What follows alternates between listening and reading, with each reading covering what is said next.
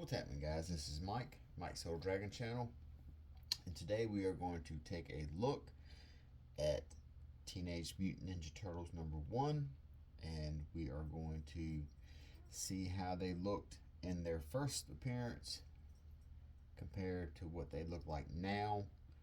Um, I always like to take first appearances and see how they look when the character first appeared versus how they look now in their most current form, their most current appearance and personality and character traits and everything like that. Here in this instance with Teenage Mutant Ninja Turtles, we are definitely not going to see very much that um, is in the mold of the current form of the Turtles. Um, they have undergone quite a quite a very drastic change from when they first appeared in Kevin Eastman and Peter Laird's first issue of Teenage Mutant Ninja Turtles.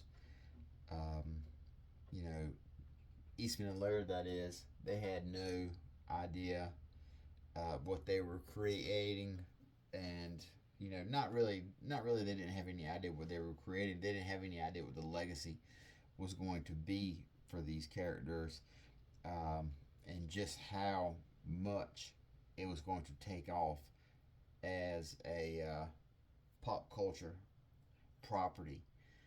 I always say that Teenage Mutant Ninja Turtles is the most popular independent comic book ever. That I was a kid, I think I was 12 or 13 or something like that when I first stumbled upon Teenage Mutant Ninja Turtles, and that was the animated series and the 3-issue miniseries that Archie put out. And as of right now, I am 49 years old, and Teenage Mutant Ninja Turtles is still incredibly popular on television. Um, they have a 24/7 channel that runs, where you can tune in and just drop in at any time to watch old episodes of the original cartoon. They just had an animated movie come out 2 or 3 years ago. They have a current animated TV show. I think it's on Paramount or something like that. And there's always, they've got the current book is being put out by IDW, being put out by Jason Aaron. So and it's just the property that never stops, and it all began right here in the first issue. So we'll go ahead and crack this thing open. We'll take a look at it. This is just a free comic book day replica. We have right here on the introduction, we have a letter from Peter Laird, and he's kind of giving a rundown of it. This is the month of May of this year, marks the 25th anniversary, the first public appearance of the Teenage Mutant Ninja Turtles. I only know that for certain because a few years ago I went through a stack of old letters. Most of the copies had one that I had written to my brother. In one of these, dated sometime in November of '83, I had written something to the effect that my friend, housemate, and artistic collaborator, Kevin Eastman, had come up with this nutty martial arts reptile idea, and we're thinking about doing a self-published comic book based on it. A casual mention, just one of a number of things in the letter. So we see right here a little letter from Peter Laird talking about it. And this is something right here that gets left out of a lot of the origins of the Teenage Mutant Ninja Turtles. I've often been asked by fans why we killed off the Turtles' most important iconic villain, the Shredder, in the first issue. My answer is usually something to the effect that at the time we weren't really planning to do a second issue. The first issue of TMNT was, for all intents and purposes, a one-shot deal.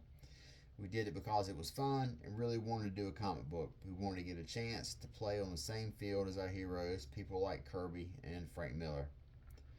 Truth be told, Shredder didn't become an iconic figure till significantly later.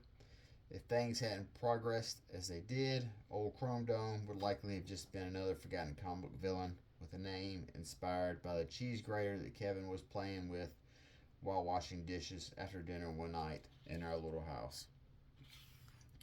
So a little insight right here from Peter Laird. So then we have another little similar thing right here from Kevin Eastman. You know, kind of talks about the origins of the Turtles. But we'll get to the comic book right here. So the first issue is all black and white, and it's a lot of monologuing right here. We have a little group shot of the Turtles, and they look, for all intents and purposes, this is a very, as we know them now, a very crude drawing of them, how they look in their first appearance. But each turtle does have their signature weapon. You know, Donatello with the staff, Michelangelo nunchucks, Leonardo with the sword, Raphael with the scythe. Then we've got this really, this really badass splash page right here. Now, the first thing you'll notice when you look at this book is it is so. I always say that this is the epitome of the 80s indie comic.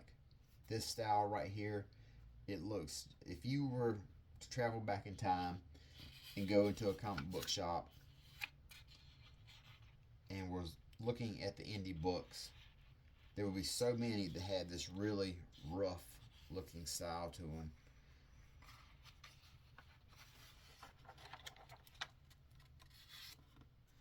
And you've got really a lot of violence here. You know, we see Leonardo slashing some gang member right here, and we see a splurt of blood. But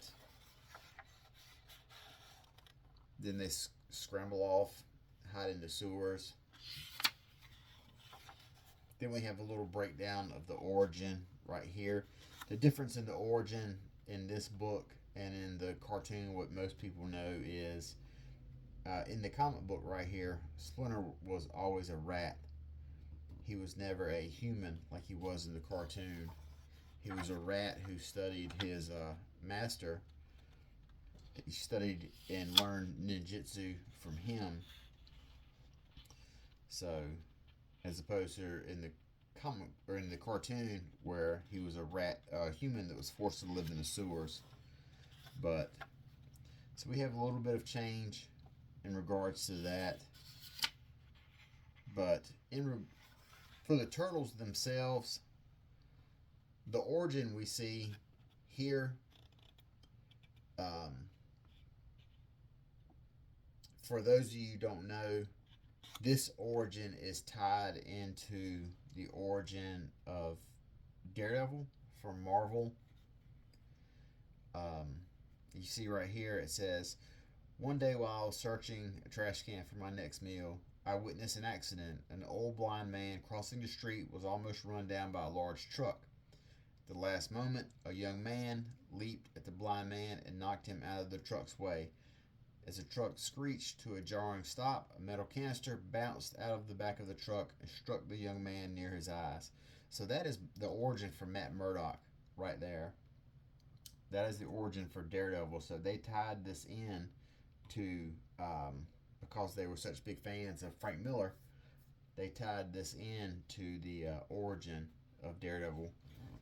And that's a really cool wink and a nod right there.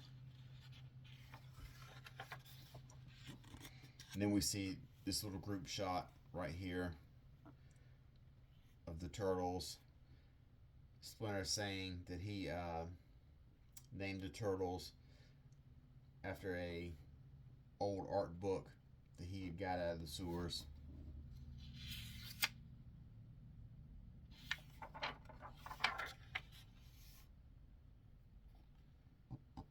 And then Raphael's kind of out here lone wolfing it.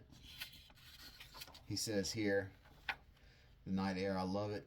I despise being underground. My brothers don't seem to mind it. But this is where I belong. Such a feeling of freedom, so much room to move about. So this kind of, Raphael kind of gets a distinct personality. You know, you kind of get to see a little bit of his personality. But outside of that, in this first issue here, you see Shredder, the Foot Soldiers, this cool double page battle scene.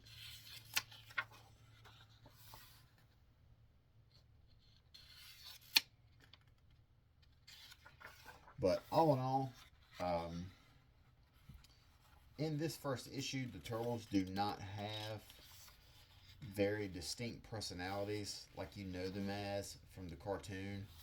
You know, Donatello being the brains, Michelangelo being, you know, Cowabunga Dude.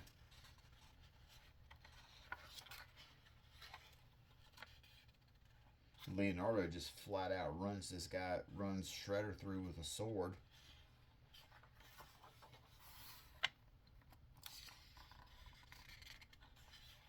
So that's the end of the Shredder. The very end of the first issue, he's gone. And the Turtles are too. We are the Teenage Mutant Ninja Turtles. We strike hard and fade away into the night. But all things considered, there and now this here, these are probably the Turtles, as what most people know. You know, this is a storyline that was from the Archie comics. In the Archie comics, Ninja Turtles closely mirrored the one that was the cartoon that was on the air for so long. I think it had like 10 seasons or something like that.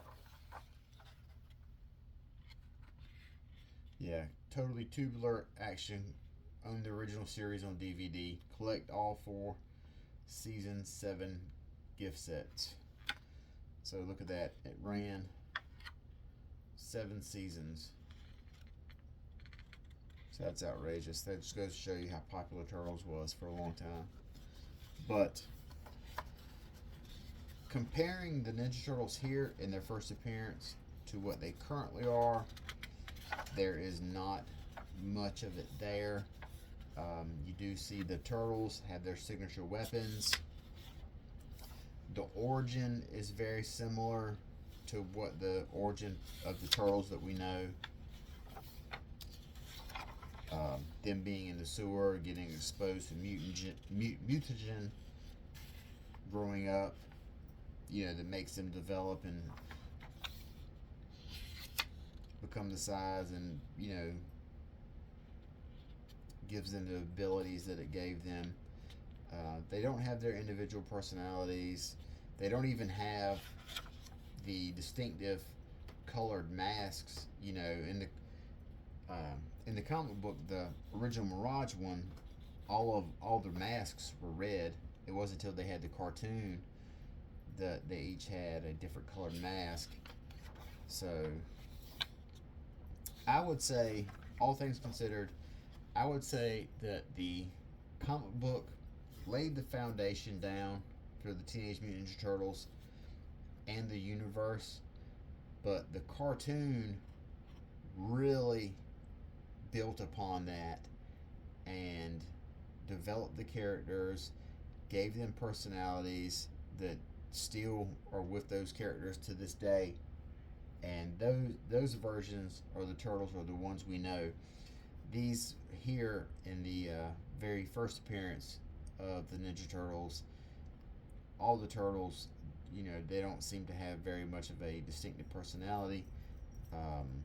So all things considered, I would say that the framework for the Ninja Turtles was laid right here, but it bears very little resemblance to the Turtles that we know now and today.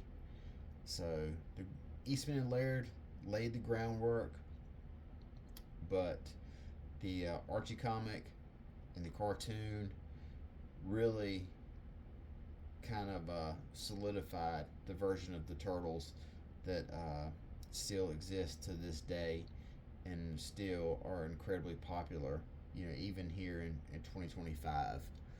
So this was a look at first issue of Teenage Mutant Ninja Turtles, and if you don't have a copy of this, or if you ever want to see what the first appearance of the Turtles was like, there's a whole lot of reprints out there of it, so you don't have to spend a ton of money to get one.